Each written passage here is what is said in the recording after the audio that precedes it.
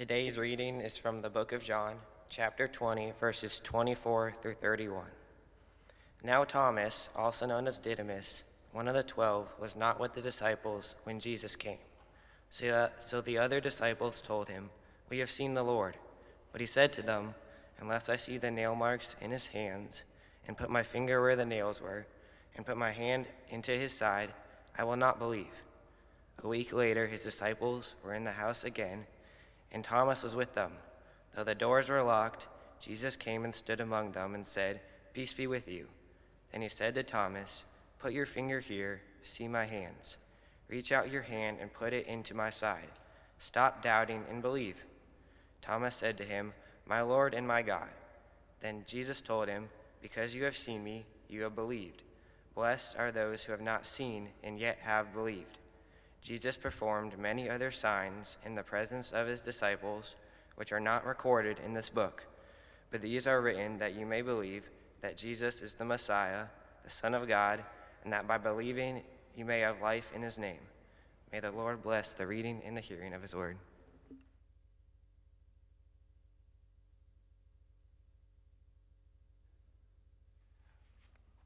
Well, good morning again. As I said, I'm Zach Cheeseman, and I am the youth director here at Zionsville United Methodist Church. And it is Youth Sunday. And so because of that, we invite our youth to be a part of the sermon. But for fear of asking one youth to preach and putting way too much pressure on them, we do it in sort of a panel style where I'm going to do some preaching, some teaching, and then I'm going to ask them questions along the way where they're going to get to chime in and add to the sermon, and you'll see. It's going to be really great. It'll be almost like you get to watch a youth group lesson happen right in front of you. So I want to start by having you three introduce yourselves. Go ahead. Okay, I'm Hanley. I'm in 9th grade. Oh, and I forgot to say, why don't you also say a fun fact? Okay, I'm Hanley Kurth. I'm in 9th grade, and I'm in the ZCHS show choir. I'm Casey. I'm also in 9th grade, and I cheerlead at ZCHS. I'm Julia Rooks, and I'm in 9th grade, and I also cheer at ZCHS. Awesome. So we've got a lot of performers on stage. We're gonna be great. All right, so I'm actually going to start with an odd anecdote, which is basically getting off track before you've even gotten started, which really gives you the feeling of a youth group lesson, you know? So, thank you, choir. I grew up in a small town that was a minor tourist destination in Florida. It was just north Clearwater Beach. It's called Tarpon Springs, if you've ever heard of it. And so I sort of have a love-hate relationship with tourist traps. You know, those places that are there to amuse bored tourists if it's too hot or it's raining. Places like Madame Tussauds Wax Museum or a Hard Rock Cafe. I love a Hard Rock Cafe. But amongst these, there's one called Ripley's Believe It or Not Museum, which is full of all of these weird stories that sort of stretch the imagination. And so to get us started, because we have a story that's all about believe it or not, I had each of our students bring a story from Ripley's to share. Who wants to go first? I'll start. Okay. Well, I looked through a few of the stories, and my favorite was a shipwreck found 106 years after sinking, and it was found in the Antarctic Ocean, and it was completely frozen over. So I thought that was pretty cool. That is pretty cool. So I found a story about an alligator gar, which is a living fossil, because it hasn't changed since they first discovered it. That's cool. Love that. Yeah. I found a story about a two-headed cow. A two-headed cow? Yeah. No, a cow. Yeah. And like the embryos didn't separate. Oh, wow. That's super weird. Thank you for sharing. So we're starting today with stories of things that stretch our belief to the very edge, because today's story is all about belief and doubt. Belief and doubt are sort of in a funny place in our world, especially right now. I think in our everyday lives, we experience a world that is very skeptical.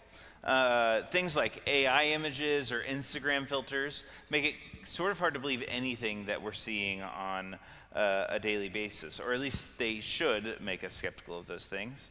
And some healthy skepticism goes a long way in keeping us safe and well informed. But like anything, too much skepticism can be detrimental. So how do y'all experience skepticism in your daily lives? Want me to go first? Yeah. I see skepticism every day when students use like AI and ChatGPT on like projects and homework. Yeah. Yeah. I feel like I see skepticism because sometimes like when people say things, you never know like what's true or not, and like if things are rumors. Yeah, you can never trust a rumor Yeah. if there's any validity to it. Yeah. Right, I agree with both Casey and Julia. Like another big thing is social media and never knowing like what's true or like fake news. Yeah. Yeah. There's a lot on social media that you're never sure, is this true, is it not? Yeah, those are some really great examples.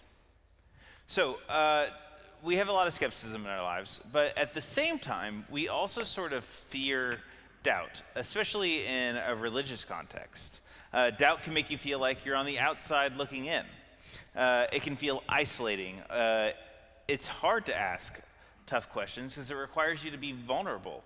Vulnerable enough to say, hey, what's going on here doesn't make a ton of sense to me right now. So what does doubt mean to you guys?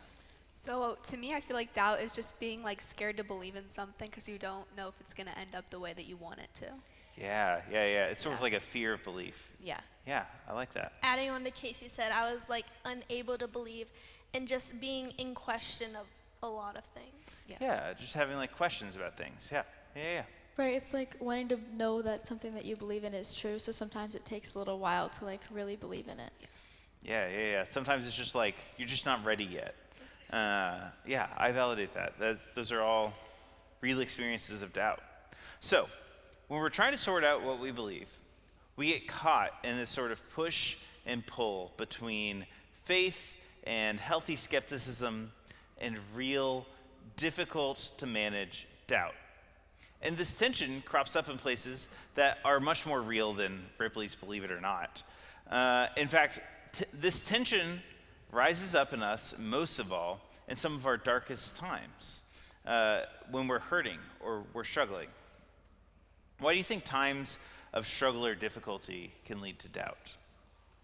I feel like because you don't really know, like it just gets in your like head, like it's so hard to believe, and so you get in like a headspace where it just becomes more and more like doubtful. Yeah, it can be a doubtful headspace or maybe a negative headspace. Yeah. Is that how you put it? Yeah, for sure. Yeah, I was thinking like if you're already in bad thoughts, it leads to bad thoughts. Like it will still keep going.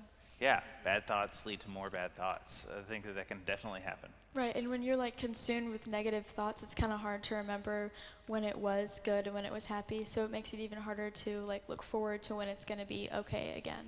Yeah, not only does it like make it like it gets you in the negative headspace, it's hard to have hope even after that. Yeah, thank you guys. So we're starting here with doubt in the midst of struggle or mourning because that's where we meet Thomas in our story from this morning that Caleb just read for us. Can y'all tell me a little bit more about Thomas in this story? What's going on with him? Where is he emotionally? Okay.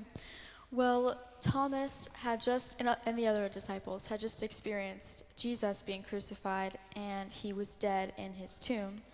And the other disciples in the story were separated from Thomas, and Thomas was isolated on his own. And when the disciples were alone in a locked room, Jesus appeared to them and revealed himself that he had resurrected to them. But Thomas didn't experience it. So the disciples went to Thomas. And the disciples now went to Thomas and told them what they saw, and Thomas still doesn't believe. Mm-hmm. And then Jesus, he goes through the locked door and he appears to them, and he has Thomas like touch his hands and his side, and he like proves that he's real, and so Thomas can believe. Yeah, that gives us a lot of context for this story, right? So we talked about how the disciples had already seen Jesus once, and Thomas wasn't with them. Why do you think Thomas wasn't with the disciples in that first part? Well, Go ahead. Okay, do you want me to go? Yeah. Okay. I think Thomas was grieving, and sometimes in your grief you want to separate, either to figure out what you feel, like to analyze your own thoughts and feelings, or maybe he just didn't feel very social. Maybe he just didn't want to be with the other disciples in the moment. I 100% agree with that. Like I feel like he was just trying to give himself some space from everyone else to really just be alone with his thoughts. Yeah, and like because he didn't like believe, maybe he felt like left out because he knew that everyone believed kind of but him. Yeah. So there's a lot of things going on here, right? He's isolating himself. That much is clear, right? And we're not sure if it's because of his doubt, or if it's because of his grief, or if he's just needing to process by himself. All of that is true. So Thomas is obviously mourning Jesus. He's wrapped up in his grief, and as such, he's sort of wrapped up in that doubt. He's even isolated himself from his friends, which led to him missing Jesus appear the first time. What do you think so Peter tells Thomas that Jesus is back, right? And Thomas says, I've got some doubt about that. What is their relationship like after that? What is Thomas's relationship like with the disciples? Well, I bet the disciples were probably at least a little bit frustrated that they couldn't prove to Thomas that Jesus really did show up. But I'm sure they still had a good relationship because they loved each other, and the disciples did support Thomas. They didn't yell at him or isolate themselves even more. Yeah, that's what I had. I had that they never like made fun of him or like were rude to him for not believing, but they stayed with him still. Yeah. You have anything to add? No, you're good. You're good. Yeah, they still stuck together. They were still a unit. They were still friends. And even if they may have had those frustrations, like they wanted Thomas to believe, they stuck together. And we saw that when they were in the room together just a few days later. So why do you think the other disciples stick with Thomas? What leads them to that choice? I think the other disciples stick with Thomas because they know that eventually, like, the message will get through and it will be shown that Jesus is real. Yeah, that's kind of what I had, that like they have so much faith because they already like know and have a relationship with Jesus that they like know that he's going to prove himself to Thomas, like through faith. Yeah. Right, like through their discipleship following Jesus, they've grown like deep relationships, pretty much like a family. And I think they love each other enough that they know that they're gonna get through their things, and they all have their differences. So like they're gonna stick with him even if he continues doubting. Like they love Thomas. Yeah, I agree. Yeah. So they love Thomas. They believe. They have hope that he's going to believe again, and that this is going to resolve. Do you think that Thomas's doubt changed his relationship with the other disciples in any way? I feel like it definitely caused more tension with them because they were like, oh, he's like not believing with us. But they knew that God had a plan. They knew that it was going to come through. Yeah, and I feel like after Jesus proved like to Thomas that he was like resurrected, that it kind of would have created like more of a bond because they know that they can like trust them now. Mm-hmm. Right, I don't think that the other disciples would have abandoned Thomas in any way. I don't think it would have negatively affected their relationship at all. Yeah. So there might have been a little tension there, but we also see that it may have brought them closer together because shared vulnerability, that especially you have to have when you're sharing about your doubt, it builds a stronger relationship. Yeah, good job, guys. So Thomas's doubt and grief is accepted and treated with love and grace by his disciples. And that gives us, the church of today, a model for when those in our community might be dealing with suffering or grief. We do a good job of this, by the way, of giving spaces to share grief and doubt. One of those places is our grief share group that meets every week and creates space for asking tough questions. I think youth group is one of those spaces where we ask tough questions and we can be vulnerable together. I even think that even all of our adult discipleship ministries are places where you can express that doubt and you can grow closer together, grow closer to God, grow in your faith. So the disciples give us a great example of what to do when those around us are doubting. But what about when we're the ones going through our doubt? This is a pop quiz question. I did this last service also. What does Thomas do in the midst of his doubt that might be a good role model for us? What might be a good example of what Thomas does?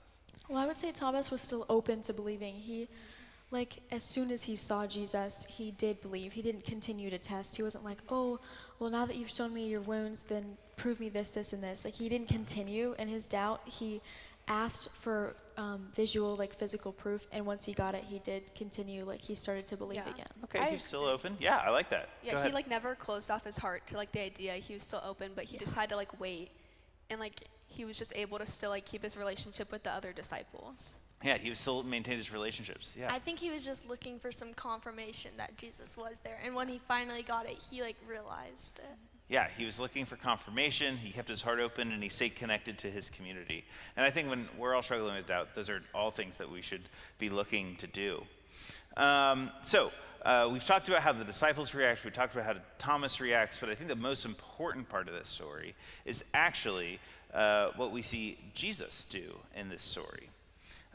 In the midst of his doubt and his grief and his isolation, that is when Jesus reaches out to Thomas. And the idea of Jesus reaching out, coming closer to us, is a theme that's all throughout the Gospel of John. So I asked you guys to tell us a little bit about some stories where Jesus has reached out in the Gospel of John. Who wants to go first? Okay, just like go down the line. Yeah. Okay. Well, I chose one of my personal favorite Bible stories in general. When Jesus was reaching out to Peter specifically, but the other disciples were there too, on the water. And they were on the boat during a storm, and they were all frightened. But they saw Jesus walking on the water toward them. And Jesus specifically called out to Peter to also join him walking on the water. And I thought it was really cool how he called Peter out to walk on the water, and he was able to walk on the water. Like, through Peter's faith in Jesus, he was able to perform a miracle similar to Jesus. And I just thought it was really beautiful because Peter had a similar doubting moment when he began to sink in the water that Thomas did when he was doubting whether Jesus came back. And I just think that it was really cool how he's kind of reached out to all the disciples in a beautiful way like that. Yeah. When I had the story in John 3 where he talks to Nicodemus, where Nicodemus, he's like doubting whether he like believes in Jesus and like just what he's believing in general. And then Jesus goes to tell him that he's telling him these earthly things because he doesn't believe. And then he goes on to say that like God gave his one and only son so that, you know, like those who believe in him will have life. And then that kind of just like helps Nicodemus to like believe, and it kind of confirms that for him. My story was John 9, and it is when the man was born blind, and all the people around him asked what he or his family did to punish him to become blind. But Jesus said that it was the works of God being portrayed. And what Jesus did, he like spat on the ground and rubbed it around to make some dirt paste, and he rubbed it all over the blind man's eyes and told him to wash it in the pool of Siloam. And then after the man washed it, he could finally see. And then the neighbors were all confused because he used to be the blind man that would beg around. And he confirmed that he used to be that man, but since he found Jesus and he believed in Jesus, he could finally see. And then, No, it was great. You were on a roll. I love it. Yeah, I think all these stories are great examples of Jesus reaching out to people who are in need. So we can't handle the doubt that comes in the midst of trial or difficulty because we, like Thomas, also struggle to deal with our grief. This story is as much about grief and isolation for Thomas as it is about his doubt. And so in the midst of Thomas's grief and doubt and isolation, Jesus reaches out to him the same way he reached out to Peter on the water, or to Nicodemus, or to the blind man, right? This is just like in chapter 1, where we're told that Jesus moves into the neighborhood. This is where the gospel writer sets up this theme, that Jesus is coming close. He wants to be near us. He wants to reach out to us, meeting us where we're at so we can better know and see who God is. And I think that this is also why the gospel writer puts this story right before his mission statement for the whole gospel in verses 30 and 31, which Caleb read, but I'm going to read for you again. Now, Jesus did many other signs in the presence of his disciples that are not written in this book. But these are written so that you may continue to believe that Jesus is the Messiah, the Son of God, and that through believing you may have life in his name. Jesus is our means of seeing who God really is. The times when he reaches out to us are in the midst of our darkest doubts, suffering, and struggle. This is the whole point of the Gospel of John. And so when we doubt or we wrestle with grief or isolation, Jesus still finds us not as a ghost, but in many other ways. So this is my last question. You guys ready? I want to get a little personal. How or when or where have you seen Jesus reach out to you in your life? Well, I can go first. Well, I think the mission trip this past summer for me was a really amazing experience where not only did I see Jesus just all around me and in myself, but also in all the other people, the other high schoolers and middle schoolers that went on the trip with me, but also people at volunteer sites and homeless people that we met with. I saw Jesus in everyone else. And through everyone being kind and willing for new experiences and helping people out, it was just really beautiful because I saw Jesus reach out to everyone, and everyone kind of just supported each other, and we could grow really deep relationships. And it was just so amazing helping other people and growing in our faith together. Thank you. Yeah, and I feel like I've really seen Jesus just show up in my mindset and how I want to treat people and who I want to surround myself with, because it's really important to me to surround myself with people and friends like them who can lift me up with my faith, and who we can talk about faith together.